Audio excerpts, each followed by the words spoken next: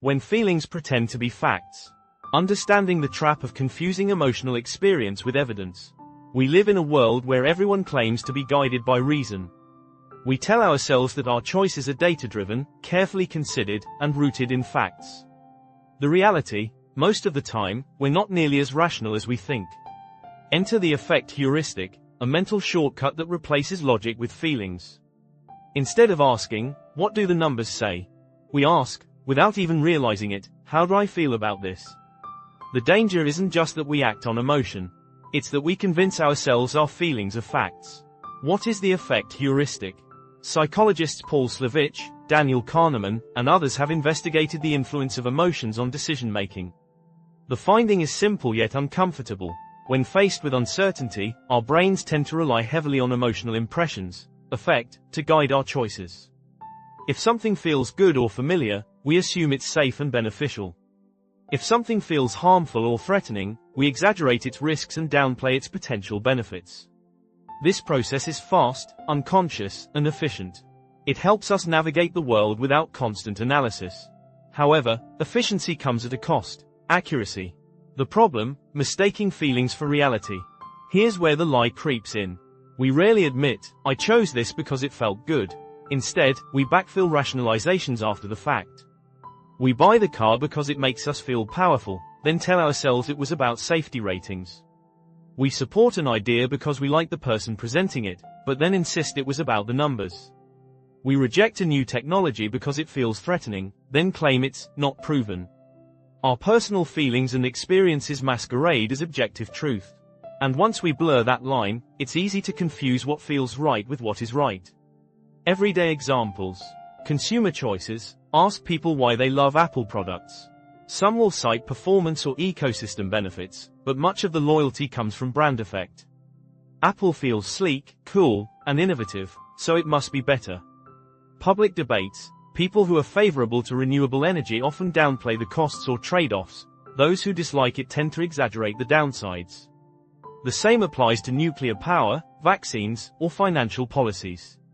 Feelings drive facts. Workplace bias. A leader greenlights a project not because it's the most promising, but because it was pitched with passion and conviction. Or they reject an idea because the presenter rubbed them the wrong way.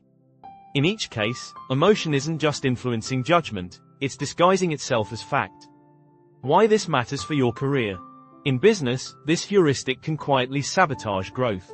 Hiring decisions. Managers often say, "I just had a good feeling about them." That good feeling might mean they hired someone who looks like them, thinks like them, or went to the same school. Bias, repackaged as instinct. Performance reviews. A single negative incident can color an entire year of work. The impact of one bad meeting can outweigh months of substantial contributions. Strategy and risk. Teams avoid a bold idea because it feels risky, even if the data shows the risk is manageable. Meanwhile, comfortable but mediocre projects get a free pass. The lie professionals tell themselves is, "I've considered the facts." Often, what they've really considered is how those facts made him feel. The shortcut isn't always bad. The affect heuristic isn't inherently destructive. It's part of how humans survive. If a place feels unsafe, it's usually wise to leave. If a person feels untrustworthy, that gut instinct might save you from harm. The issue is when we fail to distinguish between feelings as inputs and feelings as evidence. Feelings should inform judgment, not replace it. How to catch yourself. Breaking free from the affect heuristic takes effort. Here are a few tools. Ask, "What's the evidence?" If your reasoning boils down to, "It just feels right," that's a red flag. Separate fact from story. Write down what you know versus what you assume. Often, the facts collapse into feelings. Seek a contrary view. If you're excited about an idea, ask someone you trust to poke holes in it. If you're resistant, ask them to argue in favor of it. Time delay. Emotions cool. What feels urgent or evident in the moment may look flimsy a day later. The lie at the core. The affect heuristic thrives on a comfortable illusion. My feelings are a reliable guide to reality. We often lean on past experiences and emotions, treating them as if they were universal truths. That product failed before so that it will fail again. That type of person burned me once, so they're all untrustworthy. These are feelings, not facts. But because they come from lived experience, they feel undeniable. The hard truth is that personal experience isn't the same as objective evidence. Just because something happened to you doesn't mean it always happens. Just because you feel confident doesn't mean you're right. The payoff of getting this right. Ironically, recognizing the limits of your feelings sharpens your instincts. When you train yourself to pause and separate effect from evidence, you make better decisions and stand out as more thoughtful than those who don't.